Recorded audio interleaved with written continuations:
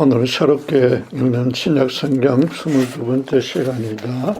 2024년 성구정신으로 드리겠습니다. 본문은 로마서 8장 31절에서 34절 보시겠습니다. 로마서 8장 31절에서 34절 제가 봉독하겠습니다. 그런즉 이 일에 대하여 우리가 무슨 말하리요? 만일 하나님이 우리를 위하시면 누가 우리를 대적하리요? 자기 아들을 아끼지 아니하시고 우리 모든 사람을 위하여 내주시니가 어찌 그 아들과 함께 모든 것을 우리에게 주시지 아니하겠느냐? 누가 능히 하나님께서 택하신 자들을 고발하리요? 어렵다 하신 이는 하나님이시니 누가 정죄하리요? 죽으실 뿐 아니라 다시 살아나신 이는 그리스도 예수시니 그는 하나님 우편에 계신 자요 우리를 위하여 간구하시는 자시니라. 신년 예배 드린 것이 엊그제 같은데 어느새 또 다른 새해가 코앞에 닥쳤습니다. 많은 신자가 연초에 소망하고 계획했던 일들이 제대로 이루어지지 않은 채 연말을 맞게 되었다는 아쉬움을 가질 것입니다. 거기다 교회에서 열심히 봉사하며 새벽 예배 때마다 간절히 기도했는데도 많은 문제와 고난이 여전히 사이에 있어서 하나님에 대한 의심과 불만마저 가집니다. 지금까지의 경험에 비춰보면 내년에도 특별히 나아지리라 큰 기대는 하지 않으나 어쨌든 다시 마음을 다잡고서 새해 계획을 알차게 세워봅니다. 그런데 신자들이 이런 연말 연시를 맞는 모습에 미처 인식하지 못하는 큰 잘못이 하나 있습니다. 대체로 현실적 사안들을 질적, 양적으로만 점검하고 계획하는 것으로 그친다는 것입니다. 거기다 신년 계획에 아주 엄청난 축복 같은 건 전혀 포함시키지 않았으므로 당면한 이런저런 고난에서만은 꼭 벗어나게 해달라고 간절히 기도합니다. 자기 계획을 최소치로 낮췄으므로 하나님도 최소한 이 계획만큼은 들어주셔야 한다는 식입니다. 물론 올해 일어났고 내년에 일어날 모든 일을 하나님이 주관 통치하시기는 하지만은 그 모든 일들이 그분과 실제로 연결되는지 따져보지 않습니다. 그 일들을 하나님과 상의해서 최소한도 기도하며 시작한 것도 아닌데 내심 하나님을 원망합니다. 부진한 사업 실적이다, 회사에서 승진에 누락되었다, 부부 사이가 싸움이 잦다, 갈등이 늘어나는 자녀들과의 관계나 예상치 못한 큰 병이 발생하거나 성도 간의 불편한 교제나 심지어 불만족스러운 교회 등에 하나님이 꼭 책임져야 할 이유나 근거가 과연 있겠습니까? 당신과 전혀 상의하지 않고 행한 일들에서 생긴 문제를 단지 새벽마다 기도했다고 해서 반드시 올해 안에 해결해 주어야 할 책임은 하나님에게 없습니다. 그분은 램프를 문지르면서 소원을 말하면 다 해결해 주는 푸른 거인 지니가 아닌 겁니다. 설령 처음부터 기도하면서 시작한 일이었다 쳐도 자신의 욕심과 교만이 어쩌면 개입되거나 지혜가 부족해서 잘못되었을 수도 있습니다. 어떤 고난이든 자신에게 그 원인이 있지 않는지 먼저 파악하고서 고쳐 나가는 것이 순서입니다. 오히려 불신자는 그러는데 신자는 하나님에게 모든 탓을 돌립니다.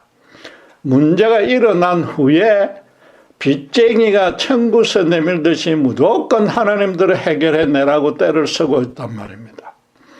범사를 기도하며 시작하는 신자라도 때와 방식만은 그분께 전적으로 맡겨야 합니다. 그분의 때를 신자가 한 해가 바뀐다고 해서 그 해마다 딱딱 잘라서 제한할 수는 없습니다. 올해 이루어지지 않은 일도 정말로 그분과 직접 연결되어 있다면은 내년에, 아니 언젠가 그분의 때에 반드시 더 풍성한 은혜와 함께 성취될 것입니다. 연말까지 아직 남아있는 문제와 고난을 해결해 달라고, 또 내년에 행할 자기 소원과 계획을 이뤄달라고 하나님께 기도하는 것 자체가 잘못이라는 뜻은 절대 아닙니다. 올 한 해를 결산하고 내년을 준비하는 내용이 전부 자신과 자기 주변의 현실적인 문제들 뿐이라면은 불신자와 같은 수준이라는 것입니다. 거기다가 당신을 믿고 따르는 신자가 소원하고 계획해서 기도했으니까 하나님도 당연히 응답해 줘야 한다고 여기면 아주 더 큰 잘못입니다. 실제로 예수 믿은 후로 무엇이든지 구하면 하나님이 들어주신다는 큰 착각이자 영적 무지에 빠진 신자가 꽤 있습니다.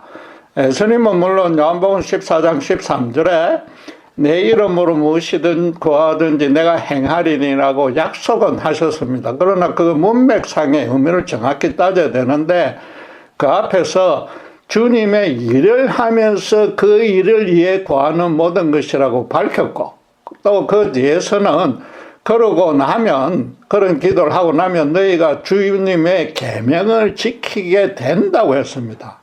주님은 신자의 소원과 계획에 과연 당신의 이름에 합당한 일인지를 반드시 따지신단 말입니다. 많은 신자가 오늘 본문의 약속도 잘못 해석합니다. 하나님은 당신께 최고로 소중한 존재인 독생자를 아끼지 않고 내주셨으므로 그 은혜를 믿고 그분의 자녀가 된 자에게도 무엇도 아끼지 않고 주신다고만 이해합니다. 그래서 어떤 큰 소원도 기도하면 이루어진다고 믿고 새 계획을 짜고선 열심히 기도만 해 대는 것입니다. 바울은 하나님이 신자에게 무조건 모든 것을 주신다고 말하지 않았고 그 아들과 함께 준다고 했습니다. 여러 의미를 지니는데 문자적으로만 따져도 주님을 믿은 후에 혹시 주님과 함께 하고 있지 않다면 아무것도 받지 못한다는 뜻부터 됩니다. 그 전에 정말로 예수님의 십자가 은혜로 성령 안에서 거듭난 신자여야만 한다는 절대적인 전제 조건이 붙은 것입니다. 십자가 은혜를 체험도 하지 못한 쭉쟁이 신자는 아무리 교회 활동에 열심을 낸들 아무 소용이 없습니다. 요컨대 예수님이 십자가에 죽으신 의미에 합당한 경우에 한해서 모든 것을 준다는 것입니다. 신자가 구하는 것마다 다 주면 신자가 하나님이 되고 하나님은 신자의 종이 됩니다. 굳이 이런 원리를 몰라도 신자들 스스로 모든 기도가 응답되지 않는다는 사실을 숱하게 체험해 왔지 않습니까? 올해 연말도 썩 유쾌하지 않는 까닭이 응답받지 못한 기도가 많이 남아있기 때문이지 않습니까? 모든 것을 주신다는 약속에 바로 이어지는 말씀을 보십시오. 그건 문맥상으로 하나님이 주실 모든 것을 풀어서 설명하는 내용이 될 것입니다. 33절에 누가 능히 하나님께서 택하신 자들을 고발하리요 어렵다 하시는 이는 하나님이시니 누가 정죄하리요 라고 합니다. 그럴 수 있는 근거는 그 다음에 예수님이 십자가에 죽으셨을 뿐만 아니라 다시 살아나심으로써 고발자 참소자인 사탄에게 완전한 승리를 거두었고 지금도 천국 보좌에서 신자를 위해서 중보 기도하고 있기 때문이라고 합니다. 따라서 하나님은 세상이 신자를 고발하고 정죄하는 일에서 지켜주는 데에 필요한 모든 것을 주신다는 뜻입니다. 예수님이 이 땅에 오셔서 십자가에 죽으신 목적 자체가 죄에서 구원해 주는 것이었으므로 계속해서 그 목적대로 신자를 돌보신다는 겁니다. 본문이 속한 문맥상의 주제도 구원 이후의 성화에 관한 가르침입니다. 말하자면 신자가 다시 죄에 빠지지 않게 해주는 데에 필요한 모든 조치를 취해 주시고, 특별히 사탄이 조종하는 어두운 세상 세력을 이기도록 해준다는 것입니다. 신자가 죽어서 천국 가는 그날까지, 또 마지막 날에 새하늘과 새 땅으로 구원이 영광스럽게 완성되기까지 십자가 복음의 은혜와 권능이 그 삶에 충만하게 실현되도록 해주신다는 것입니다. 신자가 현실에서 소망하고 필요해서 기도한 것들도 비록 처음부터 당신과 의논하지 않았다 쳐도 만약에 그런 방향과 목적에 부합된다면 응답해 주시는 거고, 그렇지 않으면 응답되지 않는 것입니다. 신자가 연말에 해상해야 하는 내용과 기준이 올해부터는 완전히 좀 달라져야 합니다. 하나님이 나를 죄에서 구원해 주었거나, 시험과 유혹을 미리 막아 주었거나, 사탄의 세력과 세상의 제약에서 승리하게 해준 일들이 있는지 그것부터 되돌아봐야 합니다. 내가 어떤 사악한 시험과 유혹을 이겨냈으며 특별히 현실 환난 중에도 하나님 믿고 의지했기에 내 죄와 욕심에 넘어가지 않았다는 그런 영적 승리를 기억해낼 수 있어야만 하는 겁니다. 그럼으로써 자신이 얼마나 그리스도처럼 닮게 자라가고 있는지도 측정할 수 있어야 됩니다. 또 그러려면 평소에 그런 문제를 두고 꾸준히 기도하고 있었고, 또 실제로 죄와 싸워 나가는 체험들이 있어야만 합니다. 물론 신자도 연약한 신체를 지녔고 죄의 본성이 남아있는 채로 세상의 현실적 체계 안에서 살아갈 수밖에 없습니다. 그래서 연말 연시에 세상 삶의 차원에서도 점검하고 반성하고 수정해야 합니다.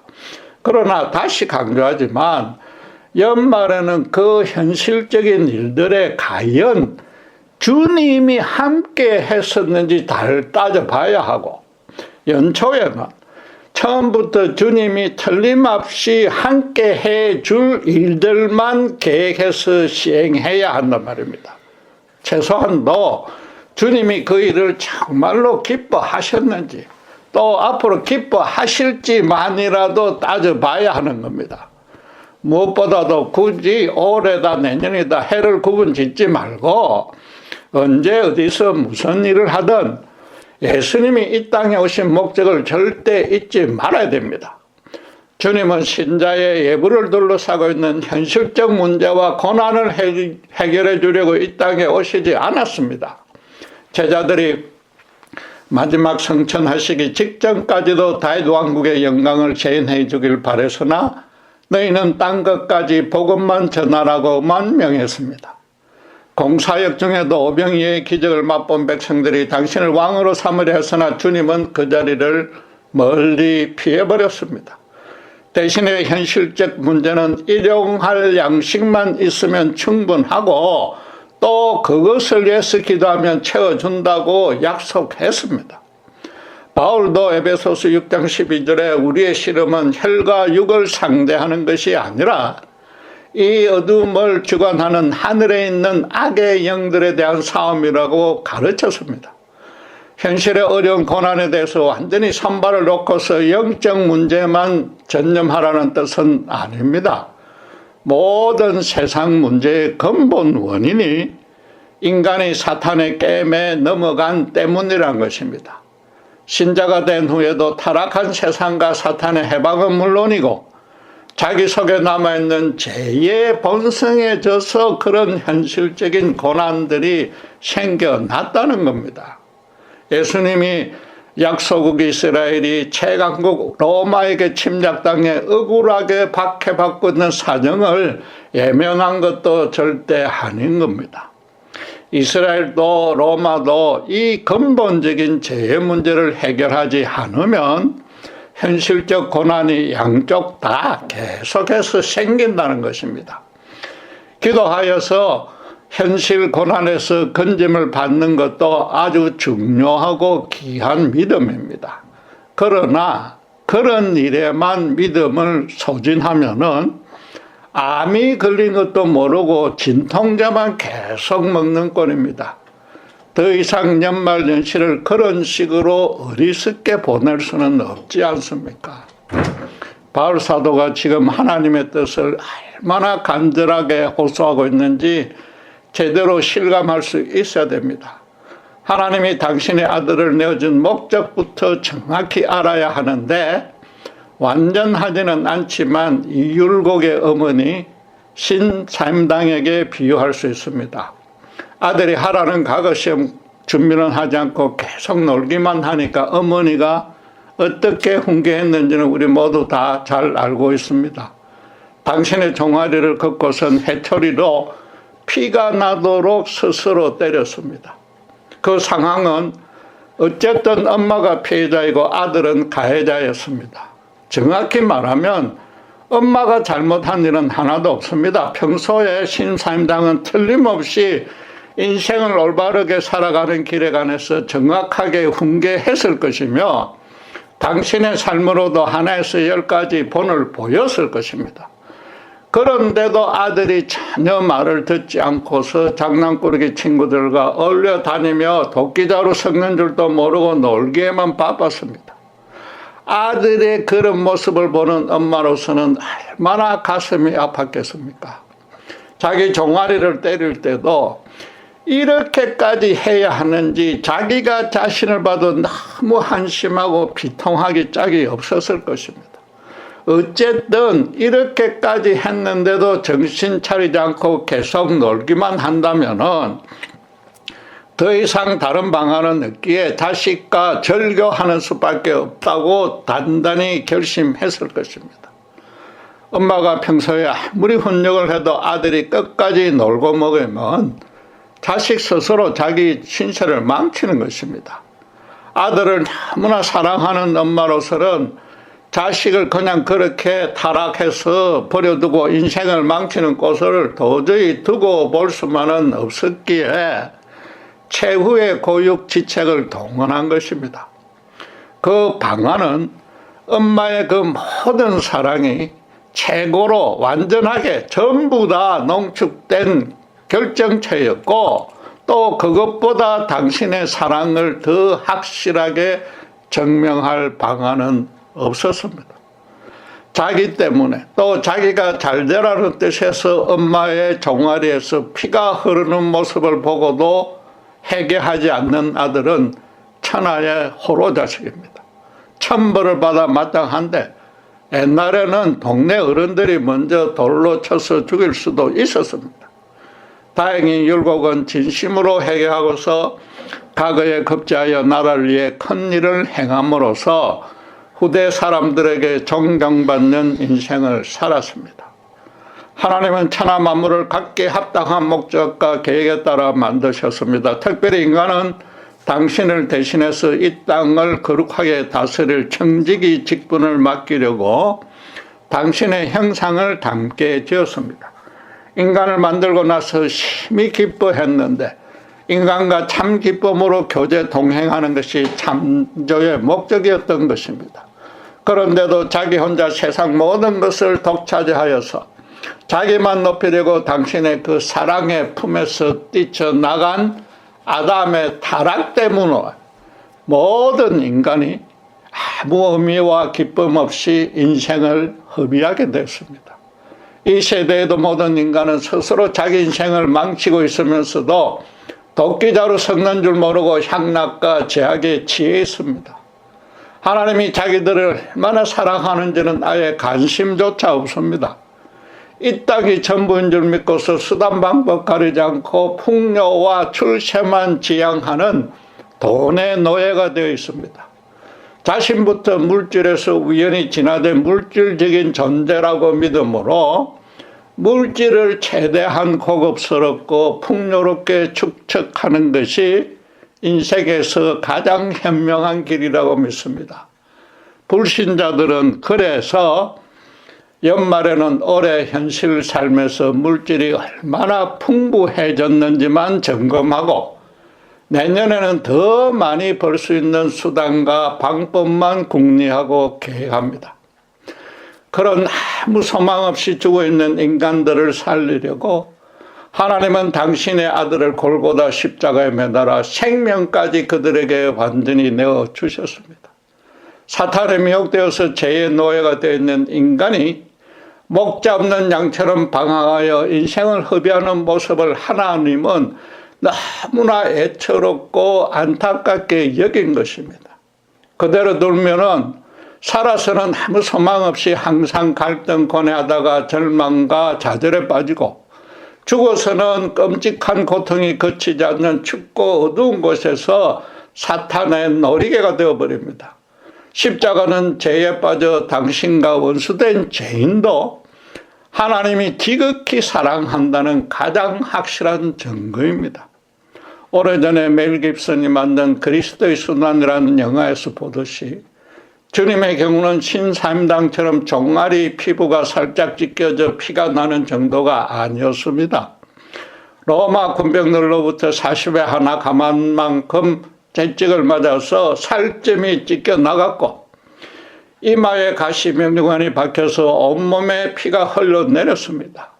손목과 발목에 굵은 대못이 박혔고, 나중에는 창으로 허리를 찔러서 온몸에 피를 쏟고 물까지 흘러내렸습니다. 인간이 아니라 하나님의 아들이 당신의 생명을 우리를 위해 내어주신 세상에는 도무지없는 사랑이었습니다. 하나님의 사랑이 완전하게 전부 다 농축된 절정이자 완성으로 어폐가 있지만 하나님으로서도 그 이상 당신의 사랑을 표현할 방도는 없었습니다. 오죽하면 아주 철학적이고 논리적인 헬라인들이 그 사랑을 제대로 표현하려고 아가페라는 단어를 새로 만들어내어야만 했습니다. 그런 너무나 엄청난 희생적인 사랑을 보고서도 하나님께 돌아가지 않는 인간은 엄마의 희생을 보고도 공부하지 않는 자식과는 비교도 할 수 없습니다. 부모 말을 듣지 않는 자도 천륜을 어긴다고 해서 동네 사람의 린치를 받을 판인데, 예수님이 생명까지 내어준 것을 보고도 회개하지 않으면 당연히 자신의 영원한 생명이 걸린 형벌을 받게 되는 겁니다. 흔히들 하나님이 인간을 사랑하는데 어찌 지옥을 만들어 심판하느냐고 심지어 기독교계 내에서도 비판하며 영원한 심판을 부인하려 듭니다. 하나님이 십자가에 죽기까지 그 죄인을 너무나도 끔찍히 사랑하는 것은 맞습니다. 그런데 그런 사랑마저 거역대적하는 자가 어찌 그에 대한 아무 추궁도 받지 않고 온전하길 바랄 수 있단 말입니까? 율곡이 엄마의 자책하는 모습을 보고도 회개하지 않고 계속 놀면서 자기는 잘못이 없다고 뻔뻔하게 대드는 꼴입니다. 모든 인간이 그래서 자기 인생을 그 위에 세워야 할 기초는 두 가지뿐입니다. 최대한 빨리 골고다 십자가 앞에 겸손히 엎드리며 예수님께 자기 전부를 의탁하든지, 아니면 끝까지 사탄의 노예로 살다가 마지막에도 사탄에 있는 곳으로 들어가는 겁니다. 하나님과 물질 둘 중에 하나만 주인으로 모실 수 있으며 절대로 중간 회색지대는 없고 또 둘 다 주인으로 모실 수도 없습니다. 너무나 안타깝게도 신사임당의 해초리와는 비교도 안 되는 이 예수님의 십자가 사랑을 끝까지 거부하는 자들이 훨씬 더 많습니다. 그런 사람은 평생 동안 하나님의 완전한 사랑을 맛보지 못합니다. 아니, 그런 사랑이 있다고 알지도 못합니다. 그래서 매해 연말마다 주변 사람들과 시기, 질투, 미움하고 다툰 그 지난 삶이 그저 허무하게만 했다고 해상할 수밖에 없는 겁니다. 문제는 불신자가 아니라 오히려 신자입니다. 솔직히 하나님이 예수님을 인해서 전부 다 주신 것에 대한 확신이 없습니다. 그 의미조차 잘 모릅니다. 물론 처음 믿을 때는 그 의미도 깨우쳤고 그 사랑을 확신했으나 그 후에 자기 삶과 인생을 그것에 기초해서 살아가지 않는단 말입니다. 사람들이 신사임당 이야기는 직접 보지 못하고 책에 적혀 있으면서도 완전한 사실로 믿고 감동하고 그래서 자기 삶의 부모 자식 간의 관계에 적용합니다. 그런데 마찬가지로 하나님의 말씀인 성경에 하나님의 그 절대적인 진리로 기록된 예수님의 십자가 희생에는 왜 제대로 삶에서 반응하지 않느냐 말입니까? 신사임당도 율곡이 회개했으나 그 회개했다고 기분이 좋아져서 좋은 옷과 유흥비에 사용하려고 돈을 주지는 않았을 것입니다. 대선에 세상 쾌락에 대한 미련을 꺾고 잡념을 물리치며 과거 준비에만 몰두하라고 틀림없이 작은 음목과 일용할 양식만 대어주었을 것입니다. 하나님은 신자의 인생을 더더욱 그런 모습으로 이끌 것입니다. 그런데도 왜 불신자들처럼 매해마다 현실 삶에서 물질적인 풍요가 얼마나 늘었는지 줄었는지 그것만 점검하고 또 계획하고 있느냐 말이죠. 하나님이 예수님의 생명과 맞바꿔서 당신의 자녀로 삼아준 자가 신자입니다. 율곡도 열심히 노력하여 급제했는데 어찌 하나님에게 사나 죽으나 십자가에 상응하는 보답을 하지 않습니까? 물론 순교는 특정한 일을 수행하려는 비상한 경우에 무엇보다 그것을 감당할 만한 사람에게만 하나님이 허락합니다. 순교당하는 순간에도 스데반처럼 담대히 이길 힘과 믿음도 주십니다. 우리는 그래서 순교는 몰라도 최소한도 예수님의 삶을 비슷하게나마 흉내는 내야 하지 않겠습니까? 여러분, 신자로서 종교적인 임무를 보하는 것이 절대 아닙니다. 율곡이 공부 열심히 한 것은 그 본인에게 큰 유익이 되었습니다. 인생의 성공과 실패를 나누는 결정적인 계기가 되었습니다. 인간은 오직 하나님이 처음 지으시고 소명을 부여한 대로 이 땅을 아름답게 다스리는 청지기 직분을 회복하고서 충성할 때만 참된 의미와 가치와 기쁨을 누릴 수 있습니다.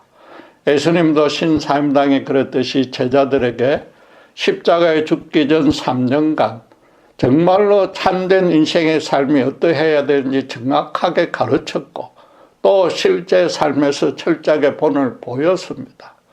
신자도 주님처럼 살아가느냐 아니냐로 그 인생의 성공과 실패가 확연히 나눠지는 겁니다. 신자가 되어서도 현실 삶에서 물질로 서로 다투고 자존심부터 세우려 들고 자기 욕심과 감정에 앞서면은 반드시 세상 안에서 갈등과 다툼과 미움과 좌절 등이 따라옵니다. 예수님을 따르는 신자라면 그분처럼 어떤 사람도 인간 세상에 적용하는 기준인 외모로 차별하지 않고 끝까지 참아주며 오직 주님의 사랑으로 섬겨야 됩니다. 무엇보다도 실제로 그렇게 살아보면 얼마나 충족한 삶인지 생생히 체험할 수 있습니다. 그런 삶이 너무 좋기에 도무지 다른 방식으로는 살아갈 수 없으니까 세상의 핍박도 기꺼이 인내할 수 있고 순교까지도 감사와 찬양으로 맞이할 수 있는 것입니다. 바울이 하나님이 신자에게 모든 것을 주신다고 가르치면서 결론을 어떻게 내렸습니까? 로마서 8장 38절 39절은 이렇게 말합니다. 내가 확신하노니 사망이나 생명이나 천사들이나 권세자들이나 현재일이나 장래일이나 능력이나 높음이나 깊음이나 다른 어떤 피조물이라도 우리를 우리 주 그리스도 예수 안에 있는 하나님의 사랑에서 끊을 수 없으리라. 신자가 올해를 되돌아볼 때 사람과 흑암의 세력이 나로 하여금 주님의 사랑을 못 받도록 해방했으나 절대 성공할 수 없었다는 그런 고백이 있어야 된단 말입니다.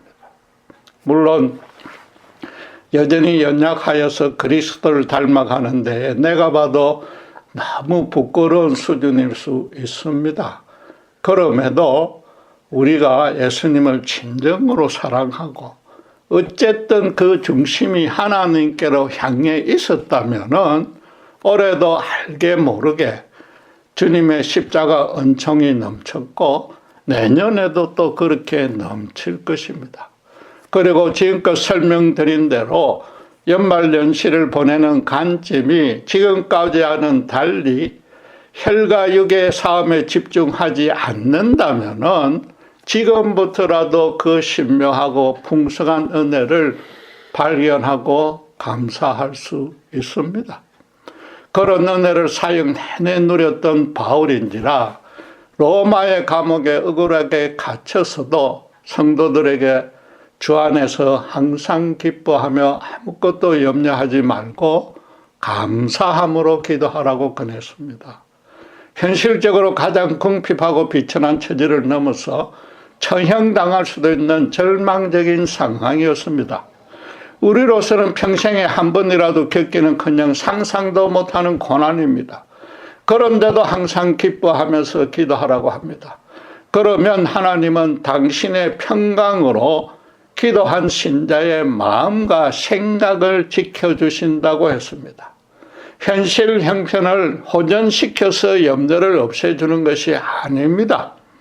현실 상황은 하나도 변하지 않았는데도 하나님에 대한 온전한 신뢰로 인해서 평강이 임하기에 현실에 대한 염려는 자연히 사라진다는 겁니다. 또 그 후에 빌립보 교인들에게 바울은 어떻게 권면했습니까? 빌립보서 4장 8절에 형제들아 무엇이든지 착하며 무엇이든지 경건하며 무엇이든지 옳으며 무엇이든지 정결하며 무엇이든지 사랑받을 만하며 무엇이든지 칭찬받을 만하며 무슨 덕이 있든지 무슨 기림이 있든지 이것을 생각하라. 이건 예수 그리스도의 십자가 은혜를 말할 것입니다. 하나님이 당신의 아들도 아끼지 않았으니까 주님과 함께 신작의 모든 것을 준다는 내용이 바로 이런 겁니다. 간단히 이렇게 한번 생각해 보십시오. 올 한 해에 주님과 함께 우리에게 주신 선물구름 위에 과연 현찰과 부동산과 사업 대박과 건강과 예모와 명예 등이 담겨 있겠습니까? 아니면 진리와 경건과 의로움과 정결함과 사랑 등이 실현된 하나님의 일이겠습니까? 연말에 우리가 어떤 선물을 더 많이 받았는지 점검해 봐야 되는 겁니다.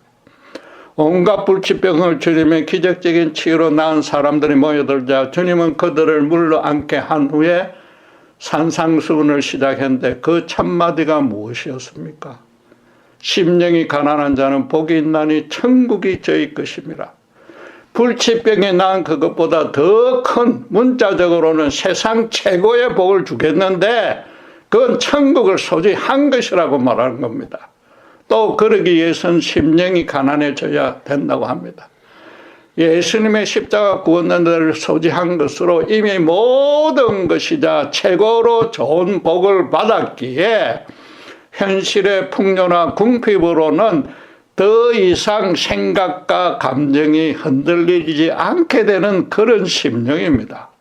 올해 얼마나 내 심령이 가난해졌는지 되돌아보고 내년에는 더욱 내 심령이 가난해지기를 계획하고 결심해야만 신자의 참된 연말연시인 겁니다. 마침 일본 텔레비에서 한 온천여관에서 연말연시를 좀 특이하게 보내는 모습을 보게 되었습니다.